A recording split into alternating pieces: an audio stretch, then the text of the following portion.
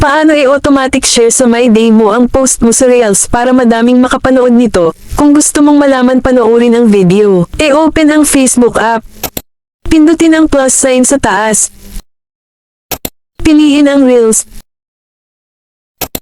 At dito naman mapupunta ka sa iyong gallery sa iyong cellphone. Piliin mo yung video mo na gusto mong i-post sa Facebook. Pindutin ang next sa baba. Pindutin ang share to your story. E-turn on ang enable to share to story. Kung gusto mong ma-share lagi sa story mo ang Reels, piliin ang share always. Piliin mo ang share once kung gusto mo ngayon mo lang i-share sa story mo ang Reels. Pindutin mo ang back arrow sa taas para ma-post mo na sa story at sa newsfeed mo ang iyong Reels. Lagyan mo ng hashtag para maraming makakita sa iyong post, tapos pindutin ang share now sa baba. Hintayin mo na lang hanggang matapos ang pag-upload sa iyong Reels. Makikita mo ang My Day mo sa taas na nag-automatic post sa iyong My Day ang iyong Reels.